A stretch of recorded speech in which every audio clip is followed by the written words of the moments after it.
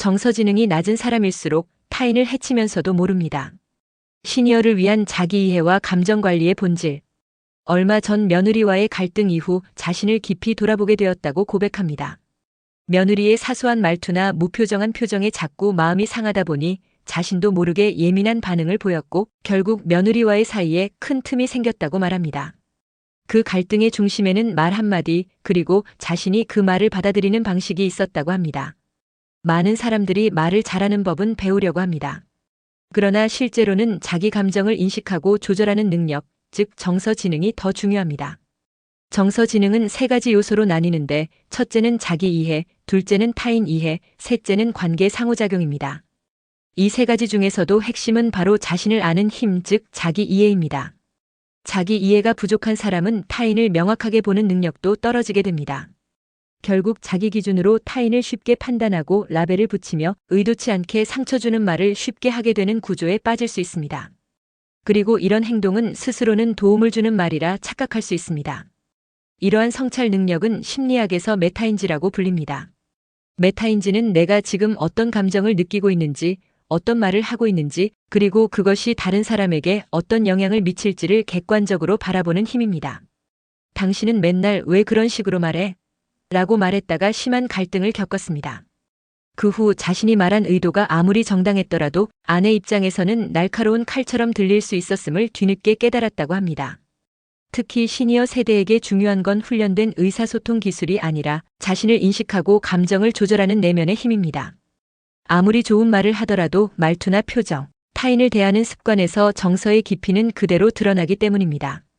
또한 자신을 잘 들여다보는 사람은 타인의 부족함에 대해서도 성급히 판단하지 않고 여유를 가질 수 있는 여력이 생깁니다. 결국 정서지능은 나와 타인 모두를 지키는 심리적 면역력인 셈입니다. 말투는 관계의 칼이 되기도 하고 다리가 되기도 합니다.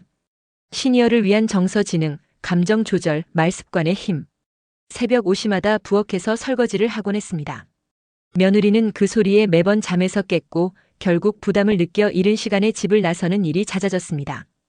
그 상황을 듣고 상담사와 만난 시어머니는 억울하다고 했습니다. 내가 늙은 몸으로 도와주겠다고 한 건데 왜 그게 문제냐고 말했습니다. 하지만 문제는 행동이 아니라 그 배려가 상대에게 어떤 감정으로 다가왔는지를 돌아보지 못하는 데에 있었습니다. 이것이 바로 정서지능의 핵심입니다. 정서지능은 자신의 감정을 이해하고 타인의 감정을 인식하며 관계 속에서 그것을 적절하게 조절하는 능력입니다. 그 중에서도 가장 중요한 것은 바로 자기 이해입니다. 내가 어떤 말투를 쓰는지, 어떤 감정 상태에서 상대를 대하는지를 인식하지 못한다면 결국 아무리 선의의 말도 날카로운 칼처럼 상대를 해치는 경우가 생기기 쉽습니다. 정서지능이 높은 사람은 감정이 올라오더라도 그것을 조절할 줄 압니다. 상대방을 완전히 적으로 만들고 싶다면 자기 자랑을 섞어 무시하는 태도를 유지하면 됩니다. 하지만 우리는 사람을 잃으면 결국 모든 관계 기반을 잃게 된다는 사실을 기억해야 합니다. 관계는 감정의 균형 위에서만 유지될 수 있는 것입니다. 최근 직장에서 업무 실수 지적을 받은 후 예전 같으면 바로 반박했겠지만 이번엔 차분하게 그 부분은 제가 놓친 게 맞네요. 바로 수정하겠습니다라고 말해보았습니다. 그러자 부장도 한 박자 늦춰서 줬습니다. 고맙습니다라고 반응했습니다. 이처럼 말을 부드럽게 조정하는 습관은 관계를 해치지 않으면서도 자기 생각을 충분히 전달하는 방법이 됩니다. 갈등 상황에서는 너 왜 그런 식으로 말해? 보다는 나는 그 말이 조금 속상했어 라고 표현하는 것이 훨씬 효과적입니다. 자기 감정을 너가 아닌 나로 풀어내는 연습이 결국 관계를 지키는 기술이 됩니다. 또한 사람들이 날카로운 말이나 공격적인 언행을 할 때는 대부분 자신도 모르게 방어적이거나 불안정한 감정 상태에 있기 때문입니다. 그럴 때는 맞서 싸우기보다 상대가 진정할 때까지 시간을 주는 게 현명한 대응입니다. 예전에 충청도 공주에 살던 71세 이복래 할머니는 며느리의 말투에 서운한 감정을 여러 번 참다가 결국 큰 싸움을 한 적이 있었습니다. 이후 전문가의 조언을 듣고 나서 그 말을 들으니 나는 조금 섭섭했어 라고 말하는 방법을 연습하자 며느리도 전보다 훨씬 부드럽게 반응했다고 합니다. 결국 감정 조절이란 솔직함과 무례함의 차이를 구별하고 상처 없는 표현을 배우는 과정이라 할 수 있습니다. 자신이 평소에 사용하는 말투, 표정, 말하는 방식이 상대에게 어떻게 전달될지 하루에 한 번쯤 돌아보세요. 갈등이 생겼을 때 왜 저렇게 행동할까라는 판단보다 나는 지금 어떤 감정을 느끼는가를 먼저 떠올려 보세요. 나로 말하기 방식을 연습하면 관계 갈등이 줄어들고 정서적 거리도 가까워집니다. 불안은 감정이 아니다, 욕구다. 시니어를 위한 감정 회복과 관계 개선의 심리학. 평소 말이 적고 감정 표현을 잘하지 않는 편이었습니다. 며느리가 무슨 말을 해도 대답을 피하고 자리를 피하는 경우가 많아 가족 간 오해가 잦았다고 말합니다. 하지만 본인은 단지 조용히 넘기고 싶었던 것뿐 누구에게 상처를 줄 의도는 없었다고 덧붙였습니다. 이처럼 많은 시니어들이 겪는 갈등의 뿌리는 감정 자체보다 감정 뒤에 숨겨진 욕구를 제대로 이해하지 못해서 생기는 경우가 많습니다. 심리학자들은 사람들이 불안을 대처하는 방식이 크게 세 가지 유형으로 나뉜다고 말합니다. 첫 번째는 회피형으로 불편한 감정이나 갈등을 피하고 스스로를 방어하기 위해 대화를 피하거나 연락을 끊는 경향을 보입니다. 두 번째는 집착형으로 관계에서 과도하게 확인받으려 하거나 감정적으로 상대를 몰아붙이는 형태를 말합니다.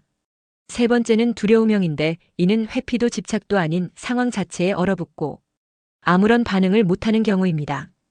예를 들어 충청북도 제천에 사는 70세 한재분. 할머니는 남편이 퇴근 약속 시간을 어기면 문 앞에 조용히 앉아 기다리곤 했습니다.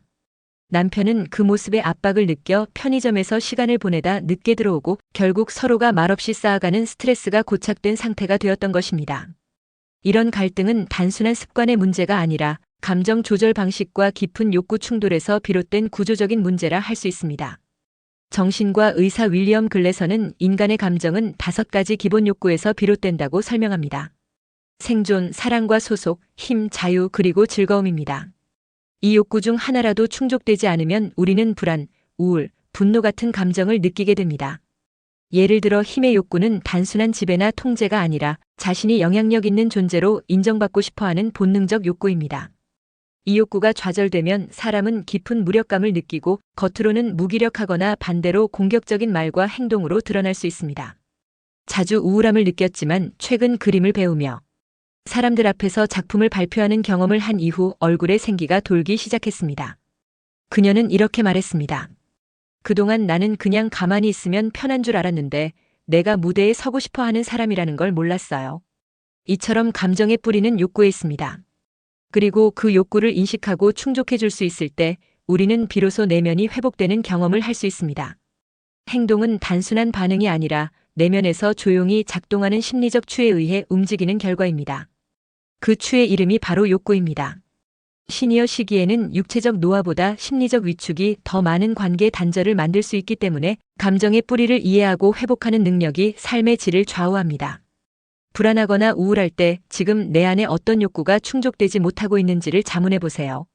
상대의 말에 상처받았을 때 이 말이 왜 아플까? 라는 질문으로 내 감정의 이유를 추적해 보세요. 작은 실천이라도 내가 원하는 힘, 자유, 즐거움을 위한 활동을 시도해 보는 것이 감정 회복의 열쇠가 됩니다. 욕구를 찾는 순간 얼굴에 생기가 돌아옵니다. 시니어를 위한 자기 회복 심리학과 감정 치유의 첫걸음. 젊은 시절 그림을 배워보고 싶다는 마음이 있었지만 생계를 먼저 챙겨야 했던 탓에 그 꿈을 접었습니다. 몇십 년이 흐른 지금 동네 복지관에서 드로잉 클래스를 열고 있다는 소식을 듣고 망설이다가 등록했고 수업 후 달라진 건 얼굴이었습니다. 선생님, 그날 집에 가는데 내가 사는 동네 풍경이 전보다 더 예쁘게 보였어요. 이 말을 남긴 그녀는 욕구의 발견이 삶을 얼마나 환기시키는지를 온몸으로 보여주었습니다.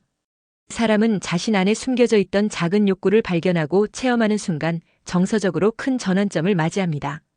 그 욕구가 오래된 것일수록 마치 오랜 갈증이 해소된 듯한 몰입감과 해방감을 동반하게 됩니다. 그것이 비록 큰 변화가 아닐지라도 어릴 적 못 가본 맛집을 찾아가 본다거나 어릴 때 꿈꿨던 장소에 직접 가보는 것만으로도 자기 존재에 대한 복원이 일어납니다. 하지만 욕구를 억누르고 살아온 이들이 그동안 가슴에 쌓아온 감정들은 종종 무거운 정서로 드러납니다. 대표적인 감정이 바로 수치심, 외로움, 불안, 죄책감입니다. 수치심은 자신이 세상 앞에 드러나는 것이 두렵고 무대에 서고 싶은 욕망과 동시에 그 무대를 피하는 감정을 동반합니다. 노래 부르기를 좋아했지만 젊은 시절 누군가의 비웃음 이후 무대에 오르지 않았다고 말합니다. 최근 복지관에서 열린 노래자랑에 출전하면서 그는 이렇게 이야기했습니다. 이젠 누가 웃든 말든 상관없어요. 내가 부르는 걸 내가 듣는 게 중요하더라고요. 외로움과 공허함 또한 자존감이 낮아진 시니어들이 자주 겪는 정서입니다. 겉으로는 활발하고 유쾌해 보여도 속으로는 자신이 막 뒤에 있는 사람처럼 느껴진다는 분들도 많습니다. 강원도 삼척에 거주하는 68세 이은자 할머니는 이렇게 말합니다. 사람들 앞에선 웃지만 정작 나를 진심으로 알아주는 사람은 없는 느낌이에요. 그 외에도 관계 속에서 발생하는 불안과 죄책감은 오래된 기억과 연결되곤 합니다. 어릴 적 엄마가 늘 나를 혼내며 어디론가 떠날까 무서웠어요.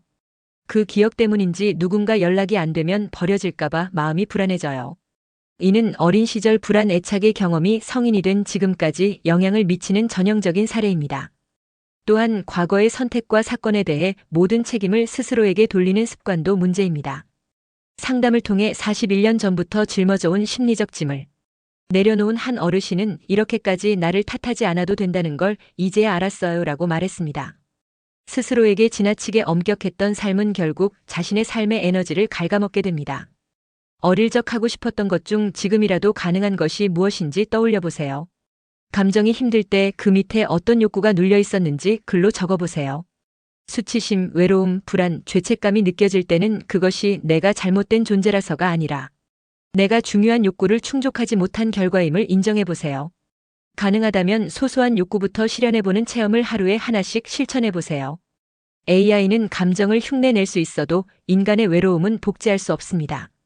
시니어를 위한 정서 회복, 고독 극복, 그리고 인간성 되찾기 프로젝트. 요즘 문득문득 어린 시절 골목 놀이터를 떠올린다고 말합니다. 공기놀이, 딱지치기, 모래성 쌓기 수십 년이 지났지만 그때의 따뜻한 체온은 아직 마음에 살아있다고 합니다. 그러나 지금 손주가 뛰노는 아파트 놀이터는 텅 비어있는 경우가 많고 아이들의 웃음소리는 스마트폰 화면 속 영상에서나 겨우 들리는 시대가 되었습니다. 현대 기술은 정말 눈부시게 발전하고 있습니다. 인공지능은 체스를 이기고 사람처럼 글을 쓰고 목소리까지 따라합니다. 하지만 기술이 발달할수록 인간의 감정 교류는 점점 퇴화하는 방향으로 가는 듯합니다. 가족끼리도 눈보다 스마트폰을 더 오래 마주보고 정서적 거리감은 나이와 상관없이 모든 세대에게서 커지고 있습니다. 심리학에서 말하는 행복의 세 가지 요소 중 첫 번째는 즐거움입니다. 그러나 진정한 즐거움은 그저 웃고 떠드는 순간이 아니라 나 자신이 어떤 존재인지 깨닫고 내 안의 욕구를 알아차릴 때 비로소 싹틉니다. 내가 원하는 것이 무엇인지 모르고 살아가는 삶은 마치 목적지를 잃은 항해와도 같다는 것을 시니어들은 더 잘 압니다. 최근 드러나는 어떤 걸 할 때 가장 기쁘지? 라는 질문을 스스로에게 던졌다고 말합니다. 그리고 어릴 적 시장 옆 붕어빵 노점에서 엄마 몰래 사 먹던 그 행복한 기억을 떠올리며 요즘에는 직접 붕어빵 기계를 하나 장만해 동네 마을 회관에 나가 붕어빵을 나눠주고 있습니다. 그 일이 단순한 활동 같지만 그녀는 그 시간만큼은 내가 살아있다는 게 느껴져요라고 말했습니다. 사람은 누구나 고독합니다. 다만 고독을 외면하느냐, 직면하고 안아주느냐의 차이만 존재합니다. 외로움은 약함이 아니라 존재의식의 반영이기도 합니다. 그 감정을 억누르기보다 내가 진짜 원하는 연결이 무엇인지를 찾아가는 과정이야말로 인간다움의 회복이라고 할 수 있습니다. 최근 한 프로그램에서 바둑기사 이세돌 씨가 AI와 대국했던 장면이 다시 회자되었습니다. AI는 결국 승리했지만 이세돌이 패배 후 보여준 허탈함과 그 안에 섞인 인간적인 고통, 그리고 승리를 쟁취했을 때의 기쁨은 기계가 절대 흉내낼 수 없는 것이었습니다. 감정은 알고리즘이 아니라 삶의 체온에서 태어나는 것이기 때문입니다. 당신이 최근 가장 행복했던 기억은 언제인가요? 그 순간을 글로 써보세요. 요즘 나를 자주 웃게 만드는 것 또는 자주 울컥하게 만드는 것이 있다면 그것을 일기로 기록해보세요. 정서 교류가 사라진 시대일수록 내가 먼저 작은 손편지, 전화 한 통, 직접 만든 간식 한 봉지를 건네보세요. 사람의 체온은 언제나 기계보다 따뜻합니다.